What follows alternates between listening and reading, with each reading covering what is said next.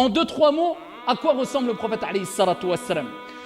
En réunissant les textes de Bukhari, Muslim, At-Tirmidhi, jugés bons ou authentiques, je vous résume. Le prophète alayhi salatu wassalam était d'une taille moyenne, ni très grand, ni petit.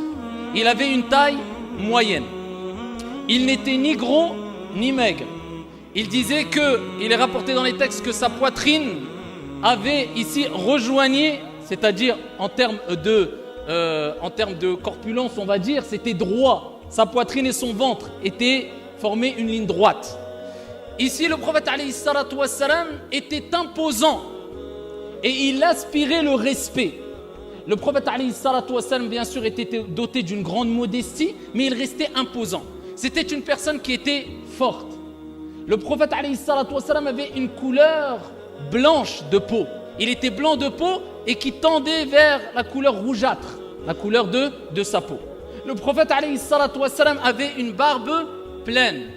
Et le prophète alayhi salatu wassalam avait des cheveux d'un noir intense. Ses cheveux n'étaient ni lisses, ni frisés. Certains rapportent qu'ils étaient un peu ondulés. Ils arrivaient jusqu'à la hauteur de ses lobes ou des lobes de ses oreilles, alayhi salatu wassalam.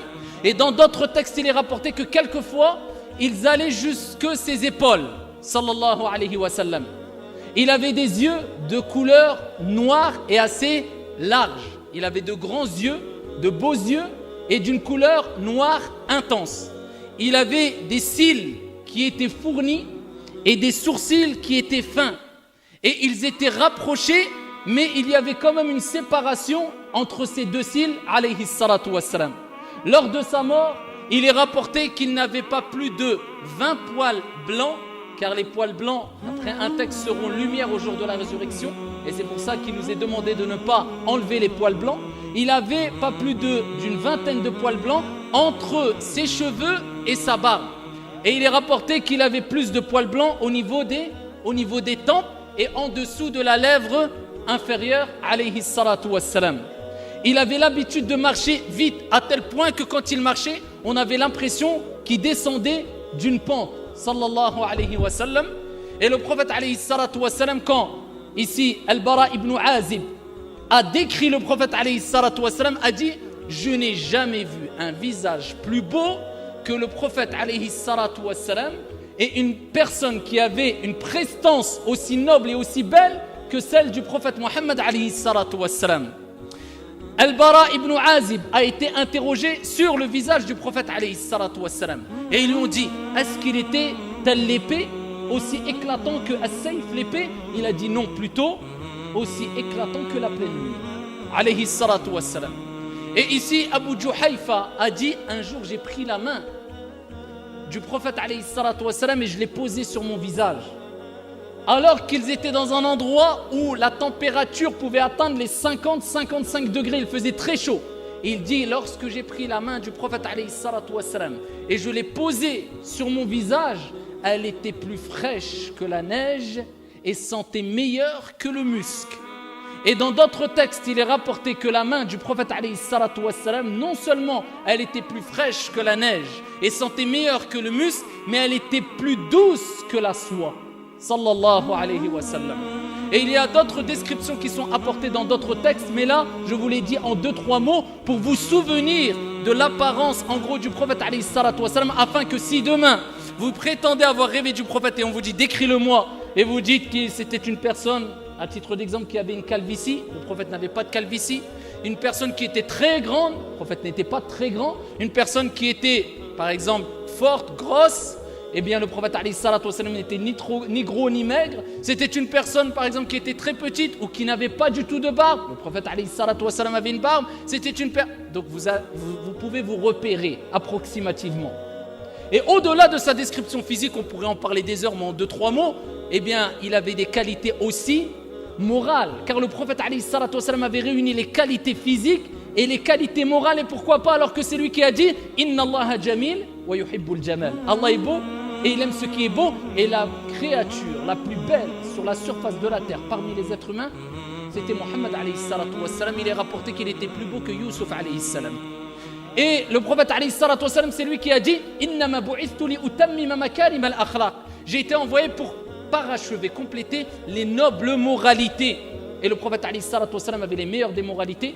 Et c'est pour cela que Aïcha, quand elle a été interrogée sur le comportement du prophète, elle a tout résumé. Elle a dit kana khuluquhu al-Qur'an. Son comportement, c'était le Coran. Ça veut dire que toute qualité que tu lis dans le Coran al-Karim concernant les bonnes moralités, sache que le prophète alayhi salatu wassalam les avait. Et c'était une personne connue pour sa miséricorde, sa clémence, sa compassion, sa gentillesse, son indulgence. Il pardonnait et il ne se mettait jamais en colère pour sa propre personne, sauf quand les limites d'Allah étaient transgressées. Et le prophète alayhi afdalus salati wa askat taslim était tellement beau et indulgent qu'il est rapporté dans un texte avec une bonne chaîne de transmission qu'une personne parmi les Banu Israël qui avait de la science avait lu dans les livres que à la fin des temps viendrait un prophète. Et ce prophète-là, eh bien, répondrait à l'ignorance accompagnée de méchanceté et d'injustice des gens par la douceur et la compassion et l'indulgence. Il s'est dit, je vais tester cet homme, est-ce que c'est vraiment le prophète alayhi salatu wassalam?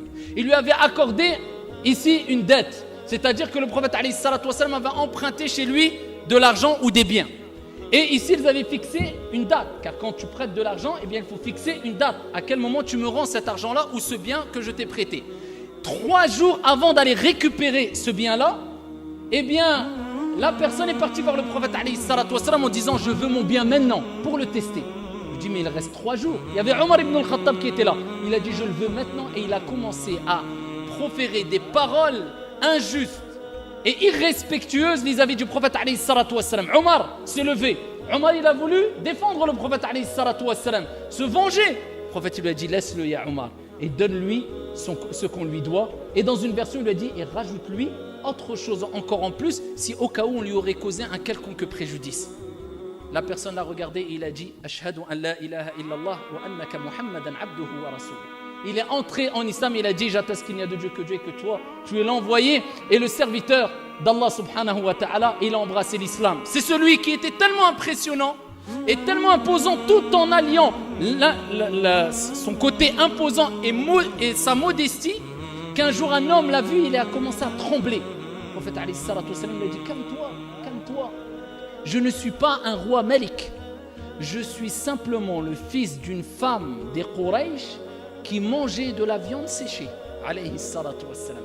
Il a lié modestie et prestance, et c'est ça le comportement du musulman. Il doit ici quelque part être imposant, mais tout en étant modeste. Et si tu allies cela, tu as suivi la voie du prophète alayhi afdalus salati wa askat taslim. Donc, si quelqu'un dégage la clémence, la douceur, la miséricorde, la compassion, c'est ces mots qui nous viennent à l'esprit quand on parle du prophète alayhi salatu wassalam, qui sache qu'il est sur la sunna du prophète alayhi salatu wassalam.